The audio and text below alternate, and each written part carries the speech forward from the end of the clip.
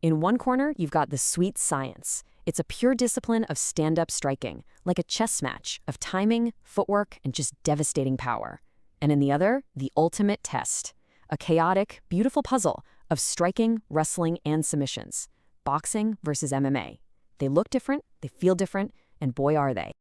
But their real differences go way, way deeper than just what you see on the surface. It's really a tale of two sports built on completely different philosophies, different rulebooks, and one incredibly grueling shared sacrifice.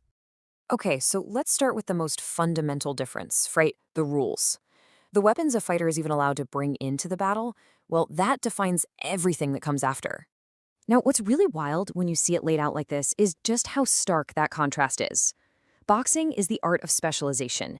You perfect one weapon, your hands, to a masterful, almost unbelievable degree. MMA, on the other hand, is the art of integration. Punches, kicks, knees, elbows, takedowns, grappling, submissions. You've got to be dangerous literally everywhere. That's why you see boxers with that incredibly subtle footwork and head movement, while MMA fighters need this broader, more adaptable skill set to survive.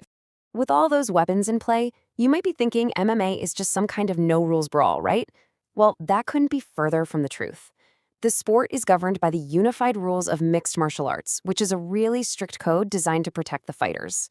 So yeah, stuff like eye gouges, groin attacks, or hitting the back of the head are all totally illegal.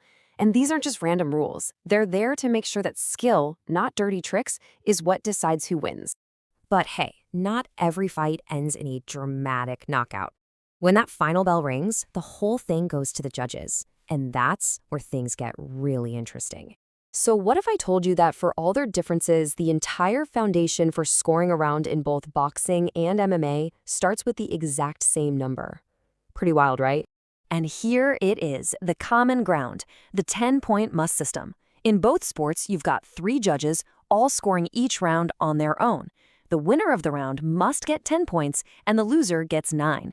So think of it like this. If you win a round, you get a perfect 10. If you lose, you're just 1 point behind. But if a fighter is just completely dominant or scores a knockdown, the loser might only get 8 points. Then, at the very end of the fight, all these scores get tallied up to find the winner. So, how do the judges actually decide who gets those 10 points? Well, in boxing, it's like a 4-part puzzle. First, effective aggression. Are you moving forward with a plan, not just rushing in?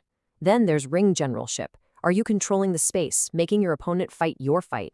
Hard and clean punching is huge. It's all about quality over quantity. And finally, defense, the sweet science itself, hitting and not getting hit. Now let's flip that over to MMA, where the criteria have to account for so much more. The number one priority is effective striking and grappling. This means the damage you do with strikes is weighed right alongside successful takedowns and submission attempts. After that, you've got effective aggression. Who's really trying to finish the fight? And then cage control, which is basically the MMA version of ring generalship. But for every single athlete in both of these sports, the fight doesn't start in the ring or the cage. Nope. It begins weeks, days, and even hours beforehand, in this grueling, universal battle that every one of them has to face, the war with the scale. And this slide right here shows you just how common that war is. A staggering 80% or more of all combat sports athletes go through a process called rapid weight loss, or RWL, before competition. That means the vast majority of fighters you see are competing in a body that has been pushed to its absolute breaking point. So what does it actually look like?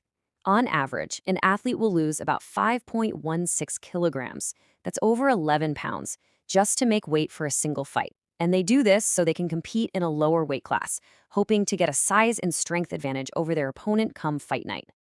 And the final 24 hours? That's when things get truly intense. In that last day alone, the average fighter sheds another 1.64 kilograms, which is almost 4 pounds, and that is almost entirely through dehydration. It's just brutal. So how is this even possible? Well, it's a high-risk playbook that pushes the human body to its absolute limit. I mean, we're talking severe fluid restriction, training in those plastic sauna suits to literally sweat out every last drop of water, intense sauna sessions, and fasting. It is a science of suffering, all for a potential edge on fight night. So when you put all of these pieces together, the distinct rules, the nuanced scoring, and that universal suffering of the weight cut, you really start to see these sports in a completely new light. You know, it really just comes down to this.